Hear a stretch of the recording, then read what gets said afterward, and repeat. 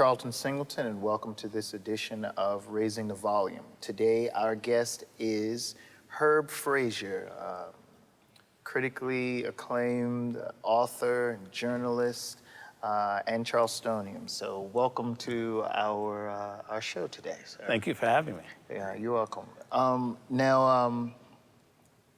was trying to think, I couldn't remember exactly when we met, but it's been some years now, and it was through a mutual friend, Certainly, yeah. Jack McCrae, Certainly, yeah. Who's another very famous Charlestonian and journalist, writer, and as I was doing a little research about you for this, I discovered that you and Jack grew up in the same neighborhood, maybe not around the same time, but can you tell us about where you grew up in the city of Charleston and during that time? Well, I grew up in the 1950s on the east end of Calhoun Street at the Anson Borough Housing Project. That's not there anymore. You know, it's that open field where people play soccer. And Jack and his brother and his parents, they lived on Elizabeth Street, I believe, either Elizabeth or Anson. I think it might have been Elizabeth, in a house, a single-family house. And we went to Emmanuel. Now, Jack went to Emmanuel too, but Jack is a few years older than me. So we did not really know each other that well as kids, but I was a close friend with Jack's brother, Terry. Now, when you say Emmanuel, that's Mother Emmanuel. Mother Emmanuel. Okay, the church, yes. The church. And Terry and I, Jack's brother, we sang on the Sunbeam Choir. Oh, yeah, little kids. Sunbeam, we were little kids, you know. And I remember him from Emmanuel. Fast forward, when I came back to Charleston in the late 80s and joined the staff at the Post and Courier for the second time, Jack was there. And that's when we connected as adults. And then we found out that our paths had crossed many times as kids. But him being a few years older than me, we didn't hang out together. Right. Yeah. Mm-hmm. Right. So now, growing up in this area, in Anson Borough, which is where the Gilliard is, what school did you attend? Well, I went to Buste Elementary School before it became Buste Academy. Mm-hmm. It was a segregated school. Charleston was a segregated city at that time. And so I went to Buste from the first grade to the 7th grade. And in the 8th grade, you transitioned to high school, C.A. Brown High School, 8th grade. I went there from 8th grade to the middle of the 9th grade. And that's when my father, who was in the Navy, we were transferred to another place, another naval base, yeah. Okay. Yeah. So you graduate from another high school? Yeah. I went to high school at Guantanamo Bay, Cuba. What? So I went from March of 1965, I went from an all-black high school on the east side of Charleston to a predominantly white high school on the southeastern tip of the island of Cuba on a naval base at Gitmo. And what was so surprising at that time, this was 1965, if I were to go to a white high school, predominantly white high school in Charleston, that would have been traumatic. Oh, yeah, definitely. You know, just like, you know, like Millicent Brown, you know, in 1963, I believe, she went to Rivers High School. Mm-hmm. So in 1965, I went to William T. Sampson High School at Gitmo. And there was no big deal made about it. I think I might have been one of maybe about 5 kids, black kids in the high school. And I went there and I graduated in 1969, and I came back to the United States and then went to college and started the journalism career from there. So when you went to college, did you always know that you wanted to be a journalist? Is that what you majored in, or English or something like that when you were in college? Well, I majored in journalism in college, and I tell people, since there weren't that many black journalists in the 1950s and 60s for me to look up to, I looked up my hero, my role model was Superman, because he was a reporter. Oh, Clark Kent. that's right. You know? Yeah. So I like that whole typewriter, that newsroom thing, taking pictures. And Daddy bought me, my father, Benjamin Frazier, and my mother, Mabel McNeil Frazier, raised me. We lived on the projects together because Daddy was at sea a lot, so I lived with my grandmother. And then when I was 12 years old, he bought me a typewriter. It was a toy typewriter, but it was a pretty substantial typewriter. You could type, and the keys worked, and the carriage, and you could roll the paper through the thing, and you could slam that thing back and forth, you know, and all that kind of stuff. And that was my introduction to stories, and I wish I still had some of those stories and things that I used to kind of just peck out on the typewriter. But in high school, I took typing because I knew I wanted to be a reporter. And I knew that if I was going to be a reporter, I needed to type. And I could type with my eyes closed. You know, this is before computers. This is manual typewriter, you know. Yeah. So when I interviewed at the News and Courier for the first time in 1972, I think my typing speed was something like 85 words a minute. Wow. Yeah, I could. That's flying. That was good. That was good, yeah. So I was pretty good on the typewriter. It's funny that you said about taking typing in school. My father made me take, they called it keyboarding. Yeah. But he made me take that. He said, when you go to college, you're going to have to write term papers. That's right. You're going to write it fast, and you're going to have to type it. So go ahead and, you know. Well, I made a few dollars typing papers for people. Now, the funny thing about, and that's a job right there, too, because there's a lot of people that do that. But the funny thing with regards to my father saying that to me is that my father is the fastest two-finger typer that I've ever seen. Yeah. My father being a minister would type his sermons, and then also being a vocational education teacher. He taught electricity at Lincoln High School in McClellanville. But when he would type, you would hear, you know, just like a machine. It was a machine, but when you watched him, this finger was only used for one purpose only: shift. Oh. To get the capital. Wow. Okay. Everything else, he was just a machine like that, which was amazing. And you know, when you type, if you take a typing class, you know, the home keys. Yeah. You gotta learn those. Yeah, and you have to, everything is pretty specific, you know. Yeah. But yeah, typing. And I was the only boy in the class. And the boys used to tease me. But I didn't mind. Oh, of course. I was surrounded by all these girls. Yeah. But so that was a skill. That was a necessary skill back in those days. Definitely, still is. Yeah. Definitely. So, what school did you go to for journalism? USC, University of South Carolina. University of South Carolina. But I went to Allen University my first year because growing up in Emmanuel, my grandmother always said, when you go to college, she never said if. She would say, when you go to college, you're going to Allen University. And so I went to Allen. But I'd had a kind of a visit at Allen. I remember 1962, 1963, Hilda Scott. She was a leader in the church, a pastor in the church, worked closely with the young people in the church. And she took me out to Columbia to a Sunday school conference, AME Sunday school conference, and we were at Allen University. And I never forget that, just kind of, wow, blew my mind. I said, okay, this is what grandmother's talking about. Right. Yeah. Right. So yeah. So you finish at USC, and let me just back up for a second. During your earlier years here in Charleston, did you or anyone in your family or circle participate in any of the, I guess, activism that was happening around? That's a great question. I reflect on that quite a bit.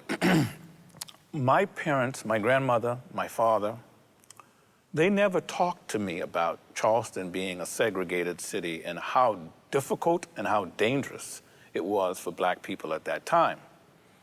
Keep in mind, this side of town, you rarely saw white people. There was a shipyard at the end of Calhoun Street, and you'd see workers come and go from there, but they would work in the shipyard.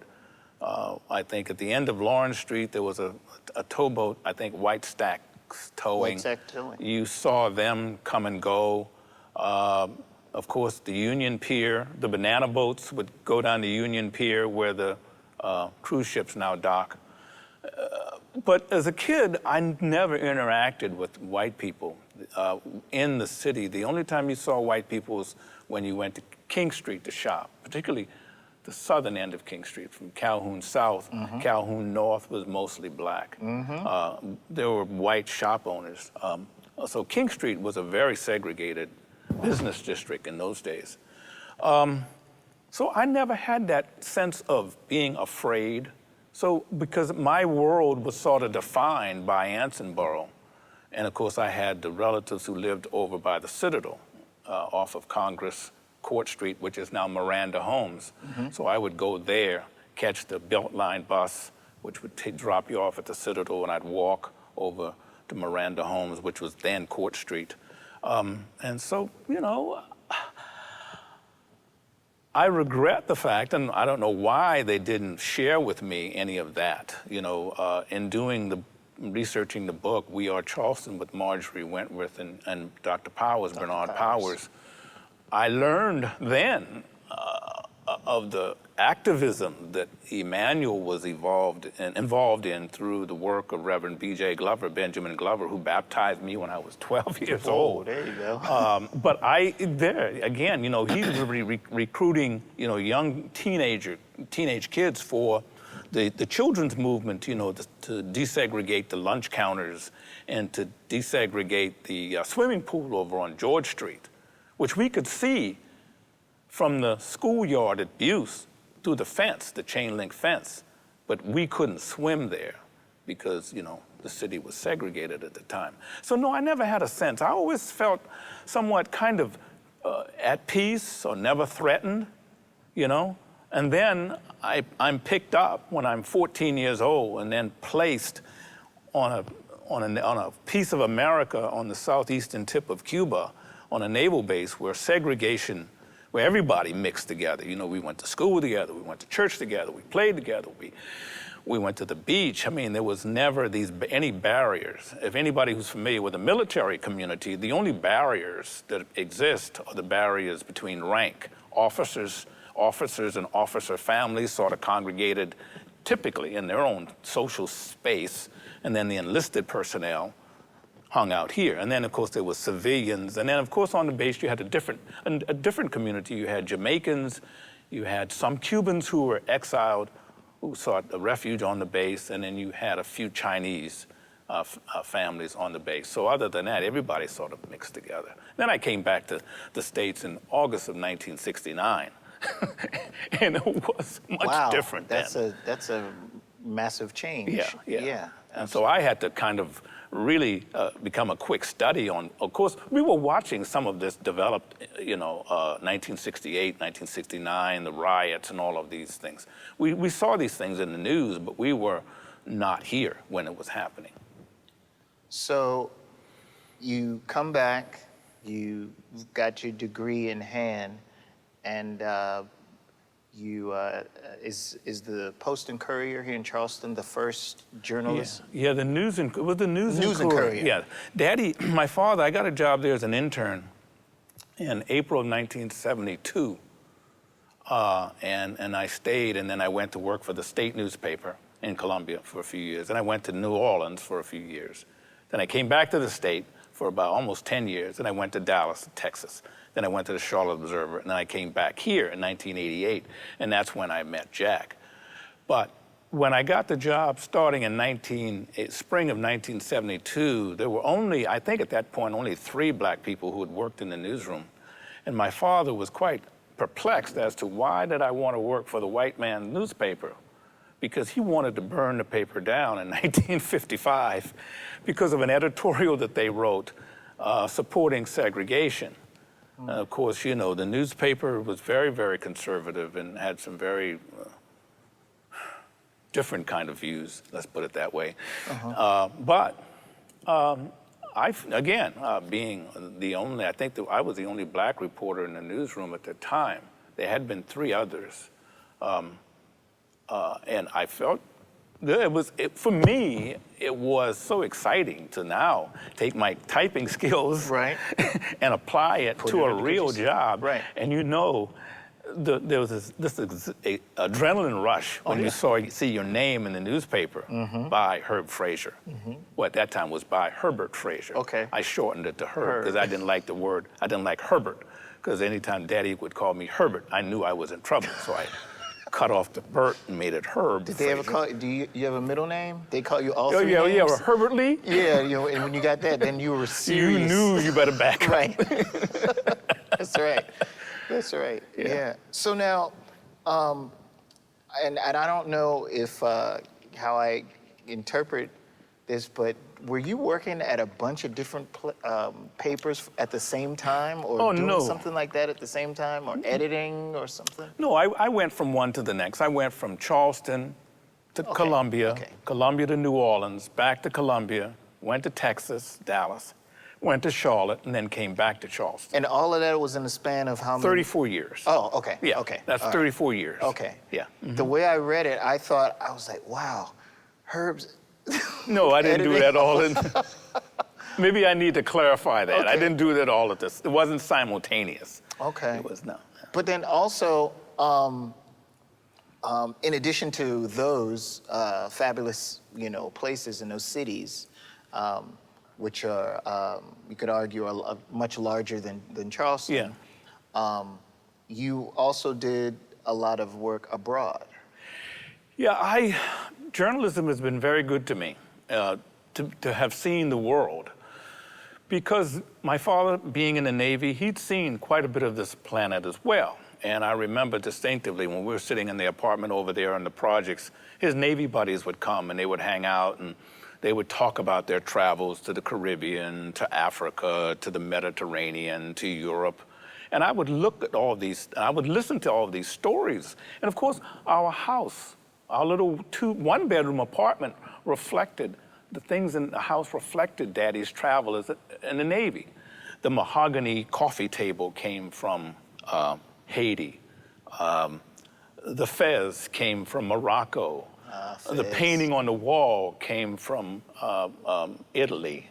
And I could go on and on and on. So when I got an opportunity to travel as a journalist, I started reflecting on some of the places Daddy had been, and I said, I'd like to go to some of these places too. So, Cuba was always high on my list, having lived on the naval base, having watched Cuban television from the base, black and white back then. We didn't have color. Watching Cuban baseball and Fidel Castro's marathon speeches on television. So I've been to, have reported from Havana. And in fact, I went back to the naval base as a journalist to report on the people who were picked up, the Cubans and Haitians who were picked up at sea trying to come into the United States were being held at the base. So the travel, and I could go on and on about the travel, we don't have time, but the most important travel, and that is the travel to West Africa, to Sierra Leone in particular. Because, growing up in the city and having been in a Gullah community, and when you leave here, and you go to Columbia or someplace else, and he says, you must be from Charleston because they can hear you. That is the only time that someone brought that to your attention when you leave South Carolina.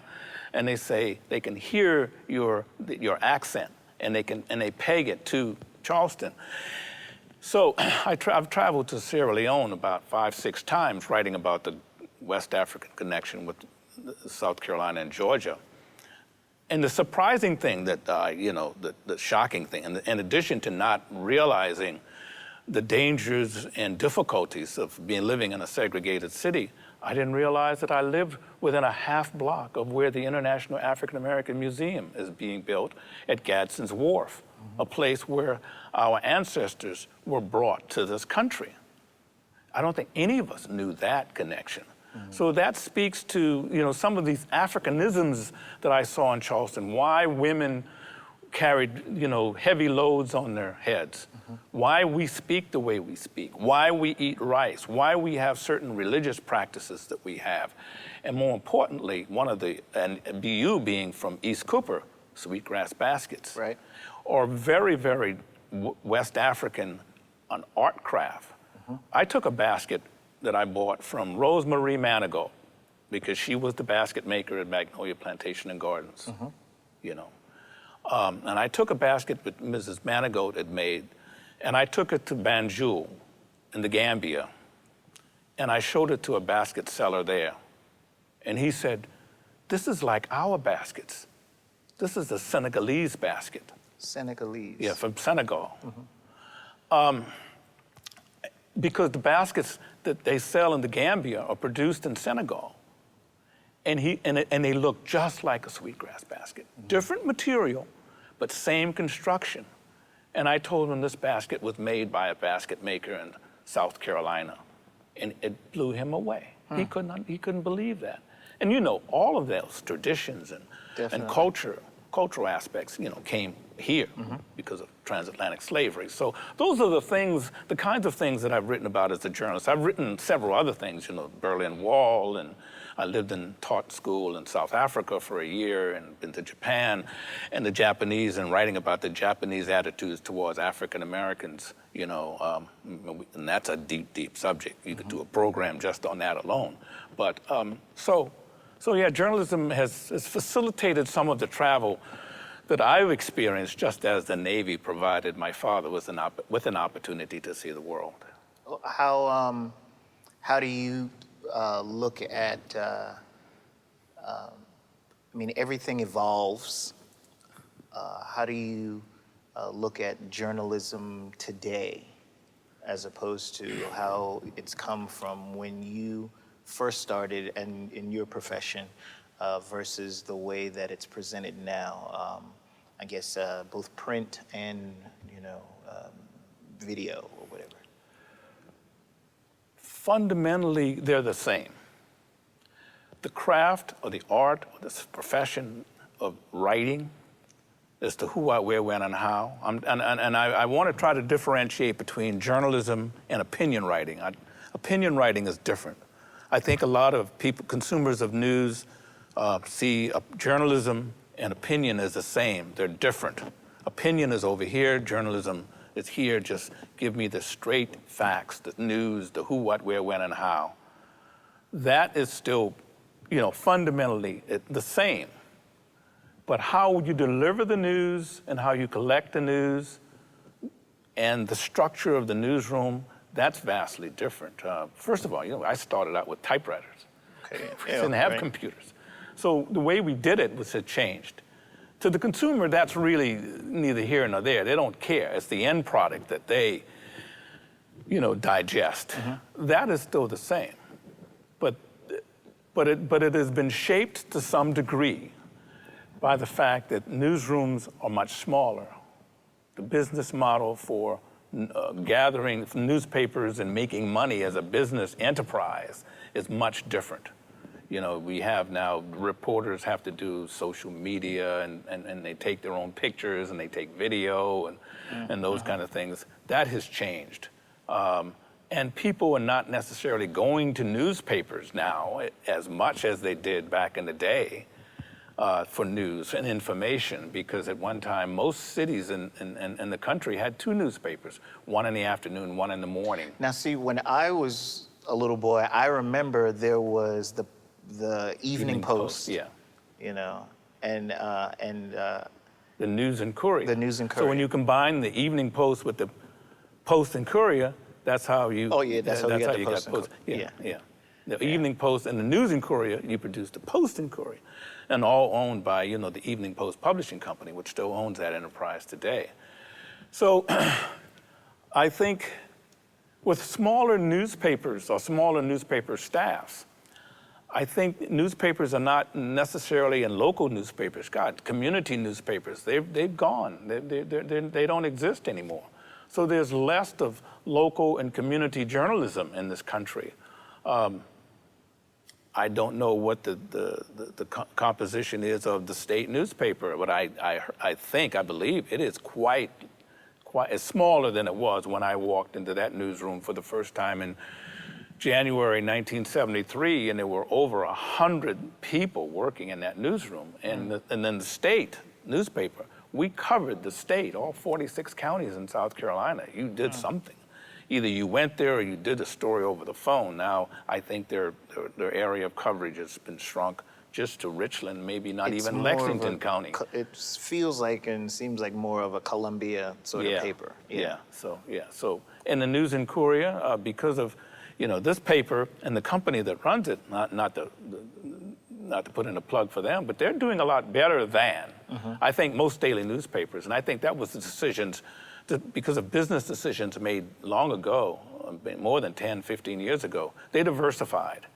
They started buying television stations, and so they have a much more vibrant business to support the local commodity here.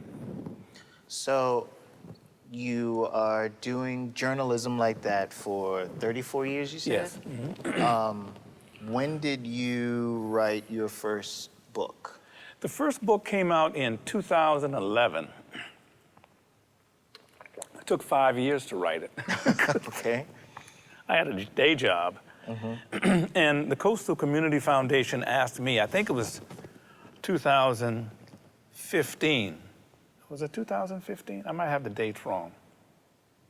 1995? Was it 1990? I think it was 1995, yeah.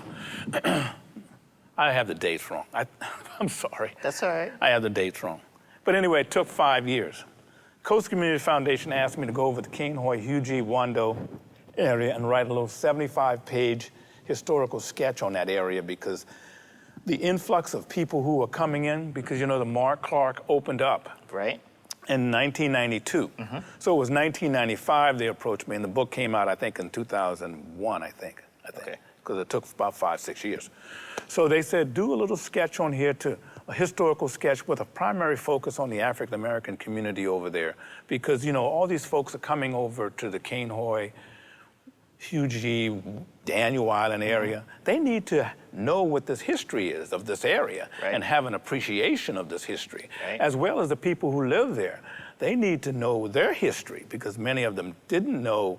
They probably knew some of it, but we need to bring it all together into one piece.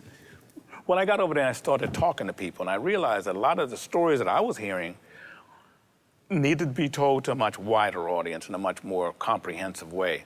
So that 75-page project became a book. A book. Yeah. So, yeah. And so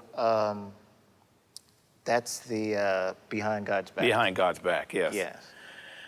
And then the second book, after the shooting at Mother Emanuel, Marjorie Wentworth called me because she was encouraged by her publicist at the time, because Marjorie had written a poem for the paper. Right. Which appeared in the paper the Sunday after the shooting. And that poem was picked up by the BBC. And just so we give full on that, Marjorie at the time was poet laureate of South Carolina. She just recently resigned from that position, and she was on the faculty of what's the college downtown? College of Charleston. Well, she's on the faculty of College of Charleston now, but it was, I'm blanking on the name, over Market Street. She'd be mad at That's all right. Forgot the name of her school. That's all right. So anyway, Marjorie called and said, we need to do something on this. And me having, as we say, raised up in the church, that's right. I said, this would be a good way to honor those who lost their lives, and to honor the survivors, and to tell the community about the church, and try to understand why this church was targeted. But I knew that if we were going to do this, we also needed the expertise of Dr. Bernard Powers, who was at the College of Charleston historian, because I knew Bernie had done extensive research in the AME history and movement in the United States. So the three of us collaborated on it, and we produced a book, and that book came out in 2016, just before the first anniversary of the shooting at the church. Quick turnaround on that. Yes, it was quick. It wasn't 5 years like the first book. We didn't have much. The three of us working together, and I took a little leave of absence from my job, and it gave me time to work on it, And so what are you currently working on? Well, I'm currently working on two things right now. One of which is being edited, and some people are adding some essays to a book called Crossing the Sea on a Sacred Song. It's the story of an African funeral song in the Mende language of Sierra Leone that connects a woman in Georgia, Mary Moran, with a woman in Sierra Leone, Bindu Jabati. And many people who've know the story and know the story through the documentary, The Language You Cry In. And you and Quentin and others did a jazz version of the Mende funeral song that appeared on the Seekings album. Correct. That was a piece that was inspired by the art of Jonathan Green. Correct. Yeah. So that's the one book. And now the other book that I'm working on is a book with Joseph McGill, who is the founder and director of the Slave Dwelling Project. And a lot of people know Joe. Joe McGill has traveled the United States in the last 10 years, and he's slept in slave dwellings in over 25 states, including the District of Columbia. He spent more than 125 nights in these places to bring attention. It started out as a project, his project, to bring attention to the need to preserve slave dwellings because they are an important artifact in telling a true and full history of the United States. But in these times, it has evolved into a much broader project, and that is to bring people together for dialogue around racial issues. Yeah. So now, if someone wanted to pick up your book, is it available to be online? It's online, Amazon, or the Evening Post books down on Columbus Street, or on Amazon, both books. We Are Charleston, Tragedy and Triumph, The Mother Emanuel, and Behind God's Back. Yeah. Well, I have the Behind God's Back, of course. Want me to sign it for you? Yes, actually. Yes, actually. I charge extra for that. Really? Yeah. Yes, No, I'm actually. just kidding. No, I'm for real. I want to. Okay, I need to get it signed. And I'm definitely looking forward to the upcoming projects. Yes, yes. Yeah. Well, we certainly appreciate you being on this this program, and over the years, for those of you that probably have this is your first time being introduced to Brother Herb Frazier, you can. I highly suggest you go and look up his writings and everything. It's always entertaining, enlightening, and educational. The 3 E's I always like to call them. So definitely check out our guest here, Brother Herb Frazier. Well, thank you. Thank you, sir, for being here, and thank you all for tuning in, and we'll see you next time. I get scared sometimes. But as I always say, It's okay to be afraid as long as you face the fear. and keep moving forward. Wherever you are in life, count on the name trusted in insurance for over 70 years. BlueCross BlueShield of South Carolina.